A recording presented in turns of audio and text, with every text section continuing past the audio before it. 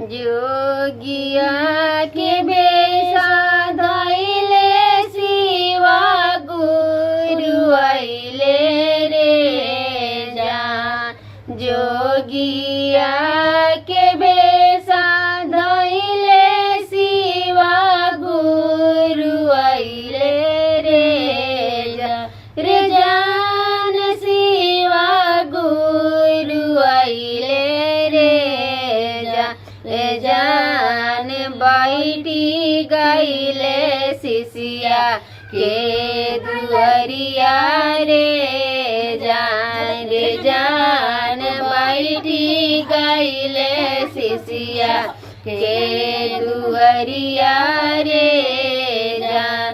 हाथवा के चौरा लिहले निकाले शिष्या रे जान।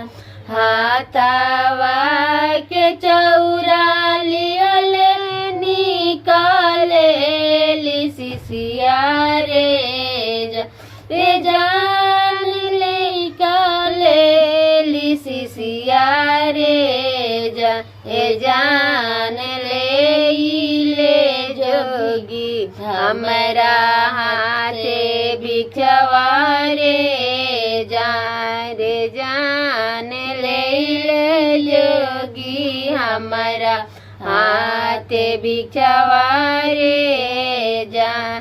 तोहरे हाथे शिष्या भिखाओ न ले बोरे जान। तोहरे हाथे शिष्या भिखाओ न ले बोरे जान भिखाओ न ले बोरे जान।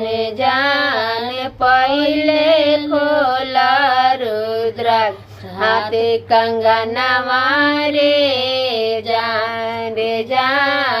पहले खोला रुद्राक्ष हाथे कंगनवा रे चाहे जनवा जाइए जोगी चाहे जनवा रहिए रे चाहे जनवा जाइए जोगी चाहे जनवा रहिए रे जान चाहे जनवा रहिए रे जान। नाई खोलब हाथ के कंगनवा रे जान।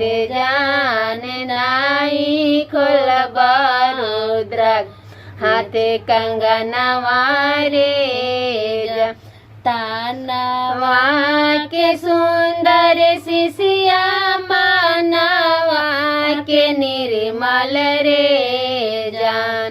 तानवा के सुंदर शिष्या मानवा के निर्मल रे जान मानवा के निर्मल रे जान।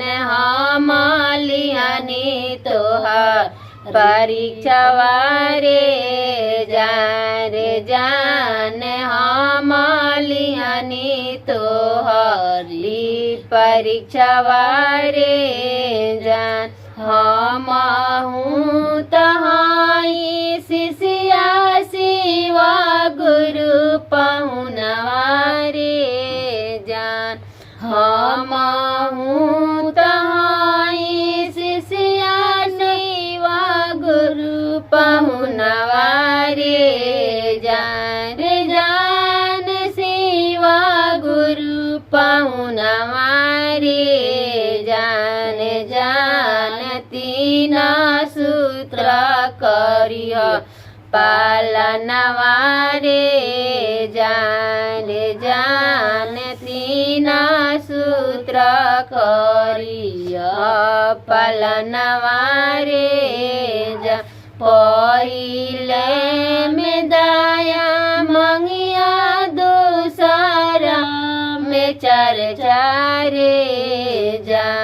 पहिला में दाया मंगिया दूसरा में चारे चारे रे जान दूसरा में चारे चारे जान तीसरे में नाम पड़ा नमवारे जान तीसरा में नाम पड़ा नमवारे दाया से दाया मेरी चर्चा से ज्ञानवारे दाया से दाया मिली चर्चा से ज्ञानवारे रे जान चर्चा से ज्ञानवारे जान नाम शिव से बानी बिगड़ल कमवारे जान नाम शिव से बानी बिगड़ल कमवारे